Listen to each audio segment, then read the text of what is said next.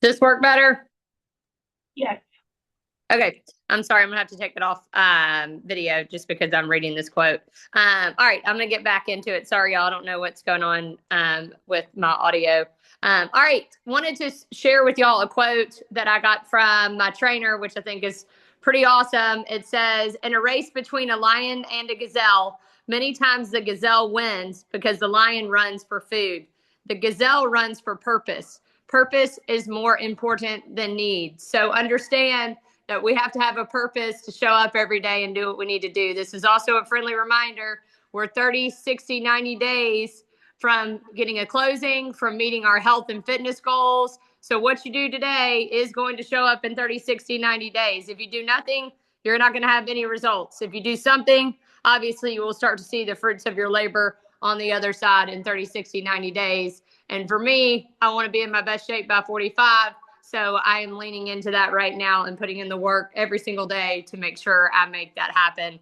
All right. I can't share my screen today, but I wanted to hit on seller financing again. I'm going to go over this. Last week, we essentially touched on a checklist of seller financing. So we went over, important things to look at, i.e., if it meets the seller's criteria and it meets a buyer's criteria, in these checklists, then we may have a match to put together seller financing.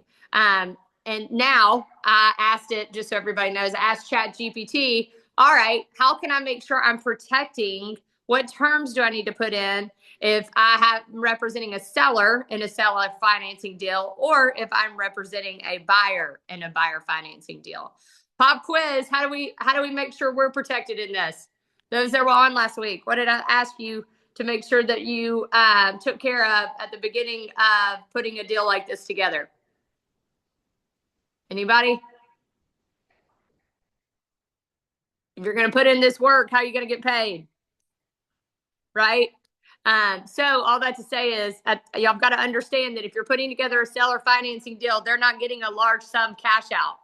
They're essentially financing as the lender the buyer to access the property and own the property. So who is going to pay your fee of service? You need to make sure you understand that at the beginning. Because if you're going to go through all of this, and this is not an easy deal or an easy deal structure, you need to make sure that you obviously get your compensation, whatever that may be. So I wanted to look at protecting the seller and also protecting the buyer in a seller financing deal. And here's what it says on the sell side. We can send this out, Linda, if you'll remind me, we can send this out on the Win the Morning email that comes out on Friday. But protecting the seller side, it says you want to make sure the buyer has a meaningful down payment, right? So you want to make sure the buyer has a meaningful down payment to reduce your risk as a seller. Obviously, you want an above market interest rate to compensate for that risk. So if I'm going to do seller financing and I'm the seller, my interest rate's probably going to be higher than traditional financing rates through a bank, right? And I do that because obviously if it's going to benefit me, I want to get some interest in the deal. And if I'm willing to carry the risk, then I'm going to have a higher interest rate. Shorter loan terms, you see that with seller financing. So instead of 30-year, you might look at doing a 10-year loan term. Understand what that looks like. Make sure y'all talk to an attorney about that. Balloon payment to force a payoff or refinance. What's a balloon payment? Another pop quiz. Large payment due at the end. Large payment due at the end. So you want to make sure that you have that in there. Late payment fees, obviously. If the new homeowner is late, you want to make sure that you structure in late payment fees and then an acceleration clause upon default. So if they do default, you have an acceleration clause already in. Some collateral that you want to have in the terms in the agreement. Obviously, you want a first position lien as a seller. You want the deed of trust recorded, which you should use a title company for that.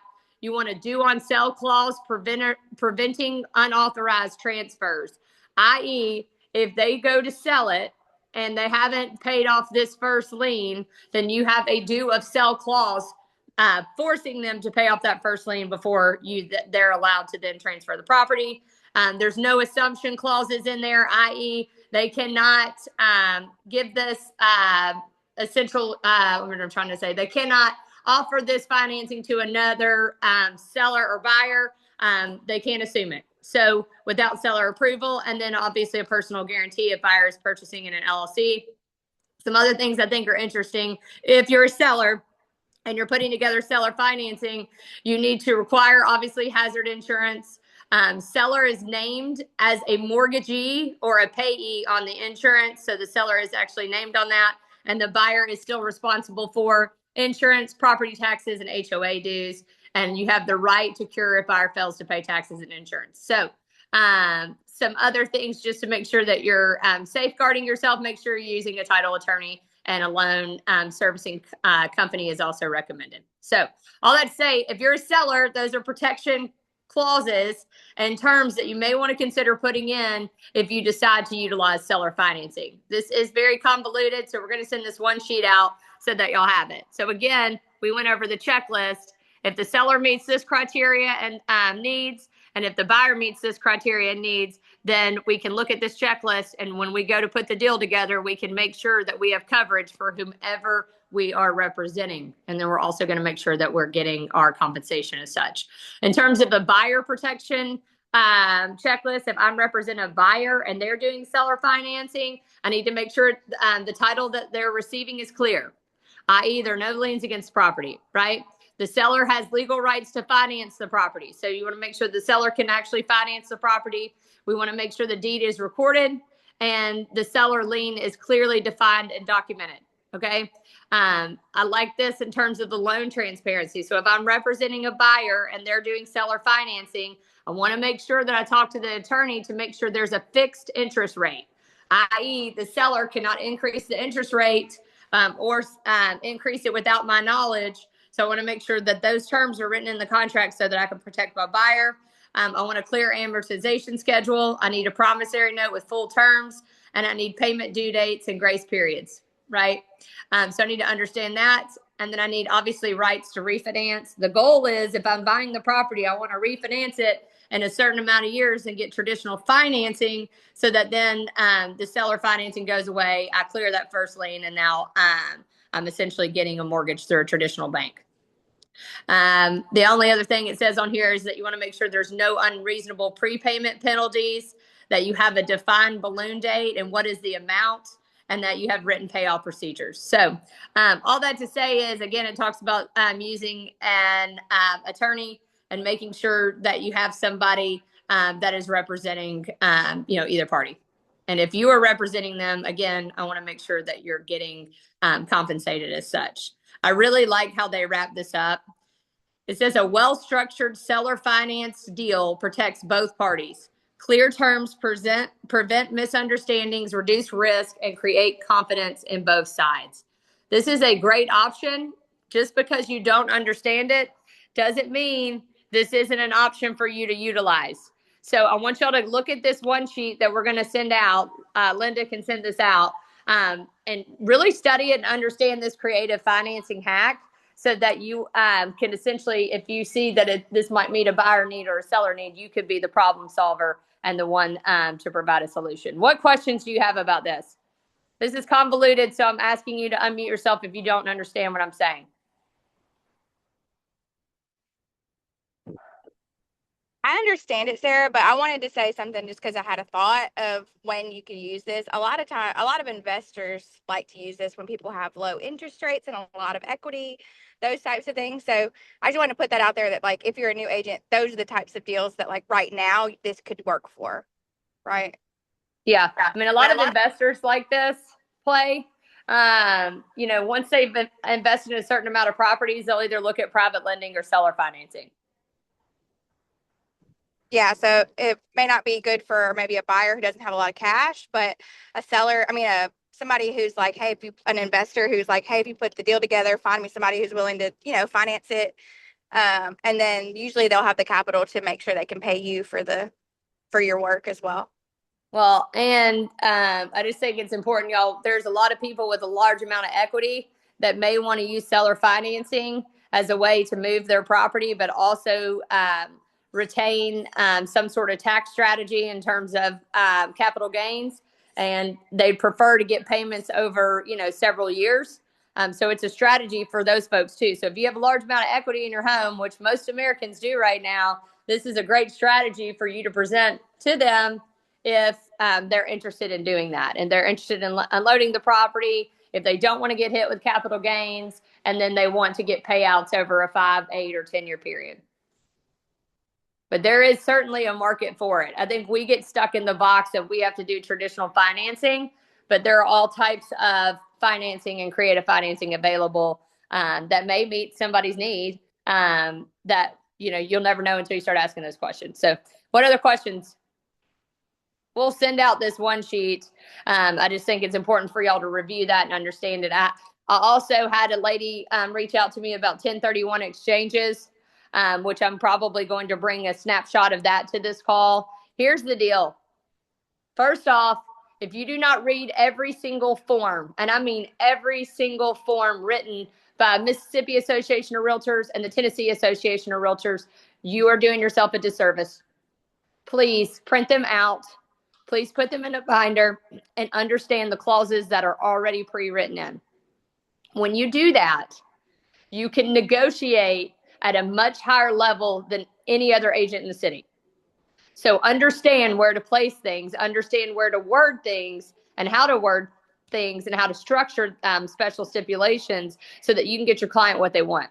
Because what you'll start seeing is some of the clauses that are pre-written in are other clauses that are written into new construction contracts written by the builder. You'll see that it's in some of the seller financing contracts. Like all of it starts to tie together in terms of different clauses and just different stipulations. And while we're not attorneys, we are fiduciaries. And I do believe those that understand this inside and out, understand how to negotiate, not just get a deal, understand these forms such that I can negotiate at an extremely high level as an attorney would, I'm going to get paid accordingly because of that. But there's going to be a group, and mark my words, in the next 5 years that you choose not to understand these clauses and terms and how to truly craft and structure deals, and they will get paid accordingly as well. So please heed my warning, understand all of these forms inside and out. And while it does seem like some big picture concepts, I want to make sure that y'all understand that we're all smart enough to go through this together. If you have questions, let's talk through it. Please don't let ego get in your way and stop you from not going down this learning journey. Because I think a lot of people will tell you they understand it. And I'm just going to be completely honest. I didn't fully understand it until I started teaching it to y'all. So if I'm able to come on a call and tell y'all that, then I want everybody on here to let the guard down and say, hey, I don't understand what XYZ is. And let's talk through it. That's the only way we're going to learn. So, all right, y'all, I wanted to do some other stuff that I got out of James Harvey's class. I can't do it today because I couldn't get on camera for whatever reason. My computer wasn't allowing me. So I will hit some of that tomorrow. Some other 2 things I want to share. Number 1, Deals and Donuts is tomorrow in Mississippi. I've gone the past 2 weeks. I can't go this week, but y'all, it's 20 minutes away. Get in there, dive in. Justin does a phenomenal job of showing you how he calls his sphere of influence to get more deals out of his database. And then Tia is doing a brunch and learn immediately after that. And obviously, once we get our calls in, we get our learn in, and then we get to go earn what we're worth. So I'd encourage y'all to do that as well. And then Bold, obviously Bold signups are going on right now. Please look at First Step. My husband is going to participate this year. He's never done it, and we've been in the business for 13 years, if that tells you anything. So he's saying it's important enough to dive in and do it, and I would encourage you all to do that as well. And I think that is about it. Linda, am I missing anything?